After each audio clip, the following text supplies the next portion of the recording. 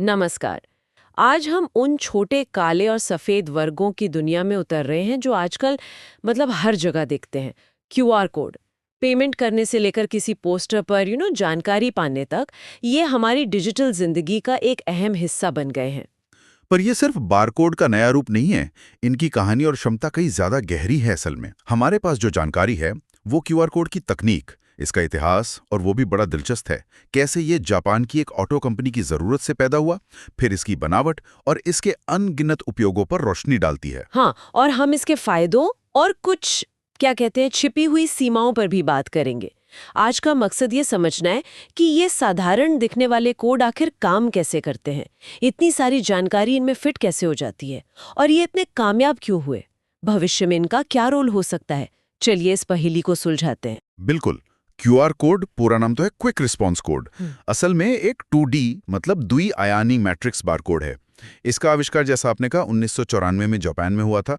Toyota की एक सहायक कंपनी डेंसोवेव ने किया था, और मकसद था ऑटोमोबाइल पार्ट्स की ट्रैकिंग को तेज करना। अच्छा, तो इसकी शुरुआत फैक्ट्री के फर्श से हुई। ये बात तो बड़ी इंटरेस्टिंग है। और ये पारंपरिक बारकोड से अलग कैसे है? वो लंबी काली सफेद लाइनों वाले कोड तो हम सबने देखे हैं। देखिए, मुख्य अंतर आयाम का है, मतलब डायमेंशन का। पारंपरिक बारकोड वो 1D कोड होते हैं। वो सिर्फ हॉरिजॉन्टली मतलब एक ही लाइन में जानकारी रखते हैं। लेकिन क्यूआर कोड जानकारी को हॉरिजॉन्टल और वर्टिकल दोनों दिशाओं में एक ग्रिड या मैट्रिक्स में स्टोर करते हैं, और इसी वजह से वो कहीं ज्यादा डेटा रख पाते हैं। और इसका नाम क्विक रिस्पॉन्स भी इसीलिए पड़ा, क्योंकि इन्हें स्कैन करना पारंपरिक बारकोड की तुलना में, आप मानिए, करीब 10 गुना तेज था। 10 गुना? अच्छा, तो ये वर्गाकार डिजाइन सिर्फ दिखने के लिए नहीं है, ये ज्यादा जानकारी भरने का एक तरीका है। इसकी बनावट पर थोड़ी और बात करते हैं। जब हमें क्यूआर कोड देखते हैं तो कोनों पर वो 3 बड़े वर्ग हमेशा नजर आते हैं। उनका क्या काम है? हाँ, वो 3 बड़े वर्ग पोजीशन डिटेक्शन पैटर्न या पोजीशन मार्कर कहलाते हैं। आप कह सकते हैं कि वो स्कैनर के लिए लैंडमार्क जैसे हैं।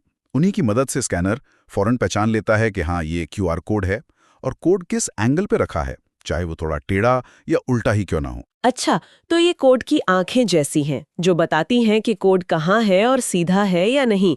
और मैंने ध्यान दिया है कि अक्सर एक छोटा वर्ग और होता है, चौथे कोने के पास नहीं, बल्कि थोड़ा अंदर की तरफ। जी हाँ, वो अलाइनमेंट पैटर्न है।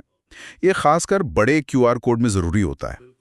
अगर मान लीजिए कोड किसी गोल सतह पर प्रिंटेड है या स्कैनर थोड़ा टेढ़ा है, तो ये पैटर्न स्कैनर को कोड के ग्रिड को सही सीध में मतलब अलाइन करने में मदद करता है, ताकि डेटा ठीक से पढ़ा जा सके। अच्छा, यानी एकदम सीधी स्कैनिंग जरूरी नहीं, ये थोड़ी गड़बड़ी सह लेता है। स्मार्ट है। और कोड के अंदर वो काले सफेद डॉट्स की पूरी बिसात सी होती है, वो क्या है? बिल्कुल। उस बिसात में एक टाइमिंग पैटर्न भी होता है, जो अक्सर एल शेप में काले और सफेद डॉट्स की एक लाइन होती है। ये स्कैनर को बताता है कि मैट्रिक्स कितना बड़ा है, मतलब उसमें कितने रो और कॉलम हैं। साथ ही कोड के वर्जन की जानकारी भी उसी में एनकोड होती है। आपको पता है, क्यूआर कोड के 40 अलग-अलग वर्जन होते हैं, मतलब अलग-अलग साइज और कैपेसिटी के। 40 वर्जन? अच्छा। और फिर आता है सबसे महत्वपूर्ण हिस्सा, जहां असली माल डेटा छिपा होता है। टेक्स्ट मैसेज, कॉन्टैक्ट इन्फो या वाईफाई पासवर्ड जैसी चीजें बाइनरी फॉर्मेट में एनकोड होती हैं। लेकिन इससे भी ज्यादा चालाकी की बात जो है वो है एरर करेक्शन वाला हिस्सा। Error correction? इसका मतलब है कि अगर कोड थोड़ा खराब भी हो जाए तब भी काम कर जाएगा? मैंने देखा है कभी-कभी फटे हुए पोस्टर पे भी कोड स्कैन हो जाता है। ये कैसे होता है? हाँ, ये क्यूआर कोड की सबसे प्रभावशाली चीजों में से एक है। ये रीड सोलोमन नाम की एक एरर करेक्शन टेक्निक का इस्तेमाल करते हैं। ये बहुत ही क्लेवर मैथमेटिकल तरीका है, जिससे ओरिजिनल डेटा के साथ कुछ एक्स्ट्रा रिडंडेंट डेटा भी जोड़ा जाता है। अब अगर कोड का कुछ हिस्सा, मान लीजिए, गंदा हो जाए, खरोच लग जाए या मिट जाए, तो इस एक्स्ट्रा डेटा का इस्तेमाल करके वो खोया हुआ ओरिजिनल डेटा रिकवर किया जा सकता है। अरे वाह, ये तो कमाल है। थोड़ी टूट फूट से इसे फर्क नहीं पड़ता। ये कितना नुकसान झेल सकता है? कोई लिमिट है? हाँ, लिमिट तो है, पर काफी अच्छी है। इसमें एरर करेक्शन के 4 लेवल होते हैं, जिन्हें कोड बनाते समय चुना जा सकता है। लेवल एल है लो, जो लगभग 7% तक डेटा रिकवर कर सकता है। फिर एम मीडियम, लगभग 15% तक। लेवल क्यू क्वार्टाइल, ये 25% तक रिकवरी दे सकता है। और सबसे ऊंचा है लेवल एच हाई, जो लगभग 30% तक डेटा रिकवरी कर सकता है। 30%? बाप रे, ये तो बहुत ज्यादा है। तभी शायद वो थोड़े घिसे पिटे या हल्के क्षतिग्रस्त कोड भी अक्सर काम कर जाते हैं, खासकर अगर उन्हें एच लेवल के साथ बनाया गया हो। ये तो इसे बाहरी दुनिया की परिस्थितियों के लिए बहुत मजबूत बनाता है। मतलब अगली बार कॉफी का दाग लगे कोड पर गुस्सा करने से पहले एक बार स्कैन करके देख लेना चाहिए, शायद चल जाए। बिल्कुल। अब ये मजबूती तो है, लेकिन सवाल ये उठता है कि इतनी छोटी सी जगह में ये जानकारी कितनी भर सकते हैं। कैपेसिटी की बात करते हैं। हाँ, ये सवाल मेरे मन में भी था। दिखने में तो ये कभी-कभी पोस्टेज स्टैम्प जितना छोटा होता है, पर इसमें कितना टेक्स्ट फिट हो सकता है। इसकी क्षमता वाकई प्रभावशाली है। एक अकेला मैक्सिमम साइज का क्यूआर कोड स्टोर कर सकता है लगभग 7089 सिर्फ अंक, मतलब न्यूमेरिक कैरेक्टर्स। 7000 अंक? जी हाँ, और लगभग 4296 अक्षर और अंक मिलाकर, यानी alpha numeric characters. Binary data की बात करें तो लगभग 2953 बाइट्स, और जापानी कांजी कैरेक्टर्स भी करीब 1817 तक आ सकते हैं। बाप रे, 4000 से ज्यादा अक्षर और अंक! ये तो पारंपरिक बारकोड की क्षमता से कहीं ज्यादा है। मैंने कहीं पढ़ा था कि ये लगभग एक पूरे A4 पेज के टेक्स्ट के बराबर जानकारी रख सकता है। क्या ये सच है? हाँ, मोटे तौर पर ये सही है, लगभग उतना ही। और यही हाई डेटा डेंसिटी, मतलब ज्यादा जानकारी रखने की क्षमता, इसे इतना वर्सेटाइल बनाती है, सिर्फ एक प्रोडक्ट कोड से कहीं ज्यादा। अब ये जानना भी जरूरी है कि क्यूआर कोड सिर्फ एक ही तरह के नहीं होते हैं। मोटे तौर पर 2 प्रकार हैं। हाँ, मैंने सुना है स्टैटिक और डायनामिक। इनमें फर्क क्या है? स्टैटिक क्यूआर कोड सबसे सीधे साधे होते हैं। इनमें जो जानकारी होती है, जैसे कोई वेबसाइट का सीधा पता, यूआरएल या कोई टेक्स्ट, वो सीधे कोड के अंदर ही परमानेंटली एनकोड कर दी जाती है। एक बार कोड बन गया तो उस जानकारी को बदला नहीं जा सकता। ये परमानेंट इन्फॉर्मेशन के लिए ठीक है, जैसे किसी किताब पर लेखक की वेबसाइट का लिंक देना या वाईफाई का पासवर्ड शेयर करना। अच्छा, और डायनामिक वाले, वो कैसे अलग है? डायनामिक क्यूआर कोड ज्यादा लचीले, मतलब फ्लेक्सिबल होते हैं। इनमें सीधे फाइनल इंफॉर्मेशन स्टोर करने के बजाय एक छोटा रीडायरेक्ट करने वाला यूआरएल एनकोड किया जाता है। जब कोई इस कोड को स्कैन करता है तो वो पहले इस छोटे यूआरएल पर जाता है और फिर उसे वहां से असली डेस्टिनेशन पर, जैसे आपकी वेबसाइट पर, भेजा जाता है। अच्छा, तो इसका मतलब है कि कोड छपने के बाद भी मैं उस छोटे यूआरएल को जहां भेज रही हूं, उस अंतिम पते को बदल सकती हूं पीछे से। बिल्कुल सही। यही डायनामिक कोड का सबसे बड़ा फायदा है। मान लीजिए आपने एक एड कैंपेन के लिए हजारों पोस्टर छाप दिए जिन पर एक डायनामिक क्यूआर कोड है। बाद में अगर आपको ऑफर बदलना है या लोगों को किसी दूसरे वेब पेज पर भेजना है तो आपको पोस्टर बदलने की जरूरत नहीं। आप बस उस रीडायरेक्ट यूआरएल के पीछे का फाइनल एड्रेस ऑनलाइन बदल सकते हैं। और एक और फायदा, डायनामिक कोड आपको ट्रैक करने की सुविधा भी देते हैं।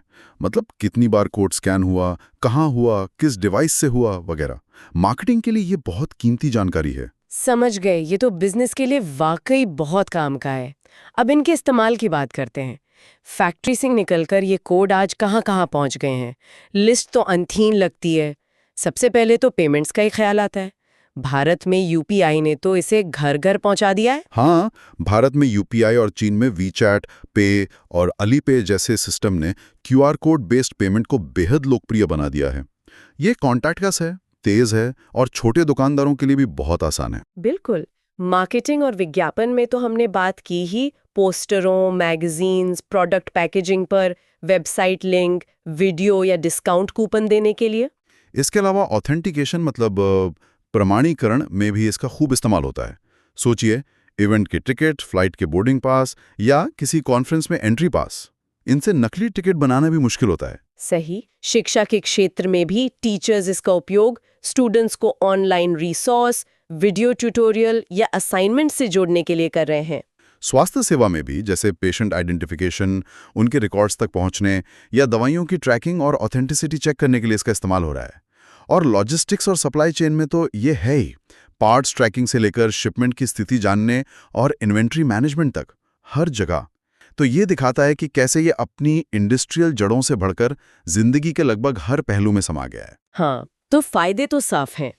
तेज स्कैनिंग, बड़ी डेटा कैपेसिटी, टूट-फूट सहने की शक्ति, मतलब वो 30% एरर करेक्शन, बनाने में सस्ता और लगभग किसी भी तरह की जानकारी रखने की काबिलियत। लेकिन क्या इसके कुछ नुकसान या खतरे भी हैं? हाँ, कुछ सीमाएं और जोखिम जरूर हैं। सबसे पहली प्रैक्टिकल लिमिटेशन तो यही है कि इसे पढ़ने के लिए एक डिवाइस चाहिए। स्मार्टफोन कैमरा या स्पेशल स्कैनर, बिना उसके ये किसी काम का नहीं। और हम इंसान इसे सीधे नहीं पढ़ सकते, जैसे बारकोड के नीचे लिखे नंबरों को पढ़ा जा सकता है। हाँ, वो तो है। और सुरक्षा का मुद्दा, मैंने खुशिंग के बारे में सुना है, मतलब क्यूआर कोड फिशिंग। जी, ये एक वास्तविक खतरा है। साइबर क्रिमिनल नकली क्यूआर कोड बना सकते हैं जो दिखने में असली लगे। जैसे मान लीजिए किसी पार्किंग मीटर पे लगे असली कोड के ऊपर किसी ने अपना नकली कोड चिपका दिया। जब कोई उसे स्कैन करेगा तो हो सकता है वो एक फर्जी पेमेंट पेज पर पहुंच जाए और अपनी बैंक डिटेल्स दे बैठे। या फिर कोड स्कैन करने पर फोन में मैलवेयर डाउनलोड हो सकता है। अरे! हाँ, तो इसलिए हमेशा सतर्क रहना जरूरी है और सिर्फ भरोसेमंद सोर्स से मिले कोड्स ही स्कैन करने चाहिए। पब्लिक प्लेस में लगे कोड्स पर खास ध्यान देना चाहिए। ये तो बहुत जरूरी चेतावनी है। और अगर कोड उस 30% की सीमा से ज्यादा खराब हो जाए, तब तो वो बेकार ही हो जाएगा। हाँ, एरर करेक्शन की भी एक हद है। बहुत ज्यादा डैमेज होने पर कोड स्कैन नहीं होगा। तो अब भविष्य की ओर देखते हैं। क्या क्यूआर कोड टिके रहेंगे या कोई नई तकनीक इनकी जगह ले लेगी? हमारी जानकारी तो इशारा करती है कि ये अभी और आगे जाएंगे। बिल्कुल, इनका भविष्य उज्जवल लगता है, खासकर जब ये दूसरी टेक्नोलॉजी के साथ जुड़ते हैं, जैसे ऑगमेंटेड रियलिटी मतलब AR के साथ इंटीग्रेशन। सोचिए, किसी प्रोडक्ट के पैकेट पर क्यूआर कोड स्कैन किया और फोन पर उस प्रोडक्ट का 3D मॉडल दिखने लगा, या उसे इस्तेमाल करने का तरीका वीडियो में चलने लगा। अरे वाह! ये तो बहुत दिलचस्प होगा। दुकानों में या म्यूजियम में काफी काम आ सकता है। हाँ, और स्मार्ट पैकेजिंग में भी इनका रोल बढ़ रहा है शायद। हाँ, बिल्कुल। प्रोडक्ट्स पर उनकी पूरी कहानी बताने, उनकी ओरिजिन ट्रैक करने, एक्सपायरी डेट की जानकारी देने या कस्टमर से सीधे जुड़ने के लिए स्मार्ट पैकेजिंग में क्यूआर कोड का इस्तेमाल बढ़ रहा है। साथ ही सुरक्षा के लिहाज से ब्लॉकचेन टेक्नोलॉजी के साथ क्यूआर कोड का कॉम्बिनेशन करके सिक्योर ट्रांजैक्शन या डेटा शेयरिंग के नए तरीके भी डेवलप हो सकते हैं। और वो स्वास्थ्य और सुरक्षा वाला पहलू, महामारी के बाद तो कॉन्टैक्टलेस मेन्यू और चेक इन इतने आम हो गए। सही कहा, कॉन्टैक्टलेस इंटरेक्शन की जरूरत ने क्यूआर कोड को एक स्टैंडर्ड जैसा बना दिया है। चाहे वो रेस्टोरेंट का मेन्यू हो, डॉक्टर के क्लिनिक में अपॉइंटमेंट चेक इन हो या यात्रा के लिए हेल्थ सर्टिफिकेट।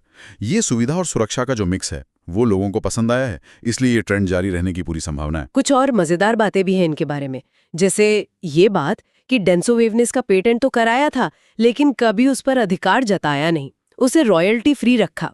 ये सच है। हाँ, ये एक बेहद महत्वपूर्ण बात है। डेंसोवेव का ये फैसला, जो कि नॉर्मल कॉर्पोरेट सोच के काफी विपरीत था, शायद सबसे बड़ा कारण है कि क्यूआर कोड इतने ज्यादा क्यों फैले। कोई भी कंपनी, कोई भी व्यक्ति बिना कोई फीस दिए इन्हें बनाओ और इस्तेमाल कर सकता है। इसने इनोवेशन को बढ़ावा दिया और इसे एक ग्लोबल स्टैंडर्ड बनने में मदद की। अगर इस पे लाइसेंसिंग फीस होती तो शायद ये इतने कॉमन नहीं होते आज। ये वाकई एक दूरदर्शी कदम था। और कुछ मजेदार उपयोग भी सुने हैं, जैसे लोग इनका टैटू बनवा लेते हैं। हाँ, कुछ लोग अपनी वेबसाइट, सोशल मीडिया प्रोफाइल या किसी खास मैसेज से लिंक करते हुए क्यूआर कोड टैटू बनवाते हैं। हालांकि इसमें थोड़ा रिस्क है कि समय के साथ स्किन बदलने या टैटू के धुंधलाने से कोड स्कैन होना बंद हो सकता है। हाँ, वो तो है। चीन के उस गांव की कहानी भी कमाल की है, जिसने पेड़ों से क्यूआर कोड बना दिया। हाँ, जिलिनशुई गांव ने 2015 में लगभग 1,86,000 पेड़ों का इस्तेमाल करके एक बहुत बड़ा क्यूआर कोड बनाया था, जिसे आसमान से स्कैन करके उनकी टूरिज्म वेबसाइट तक पहुंचा जा सकता था।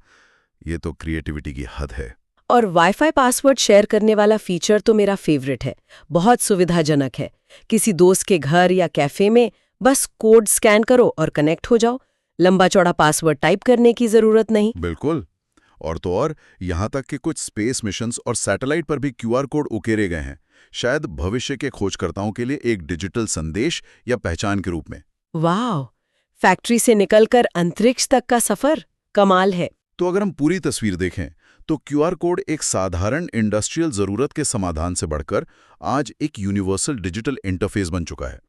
ये फिजिकल दुनिया को डिजिटल जानकारी और सेवाओं से जोड़ने का एक आश्चर्यजनक रूप से सरल, सस्ता और बहुत मजबूत तरीका है।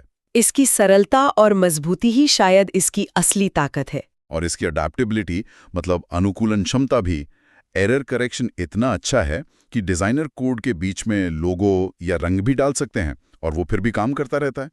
ये ब्रांडिंग के लिए बहुत अच्छा है। इन सब कारणों से और इसके लगातार बढ़ते उपयोगों को देखते हुए ये तकनीक भविष्य में भी प्रासंगिक बनी रहेगी, ऐसा लगता है। तो आज हमने क्यूआर कोड की दुनिया की गहराई से पड़ताल की। हमने देखा कि कैसे जापान में ऑटो पार्ट्स ट्रैक करने के लिए बना एक कोड आज दुनिया भर में भुगतान, सूचना साझा करने और पहचान का एक जरूरी जरिया बन गया है। बिल्कुल। इसकी सफलता के पीछे इसकी अनोखी 2D बनावट, बड़ी डेटा क्षमता, प्रभावशाली एरर करेक्शन तकनीक और शायद सबसे बढ़कर डेंसो वेव का इसे रॉयल्टी फ्री रखने का निर्णय है। याद रखने वाले मुख्य बातें, ये 2D कोड है, ढेर सारी जानकारी रख सकते हैं, थोड़े खराब होने पर भी काम कर सकते हैं और स्टैटिक या डायनामिक हो सकते हैं। इनका इस्तेमाल लगभग हर जगह फैल चुका है। ये एक बेहतरीन उदाहरण है कि कैसे एक सरल और सुलभ तकनीक जटिल समस्याओं का कितना प्रभावी समाधान बन सकती है, खासकर ऐसे समय में जब कॉन्टैक्टलेस और तेज डिजिटल इंटरैक्शन की मांग लगातार बढ़ रही है। और अंत में सोचने के लिए एक विचार छोड़ जाते हैं।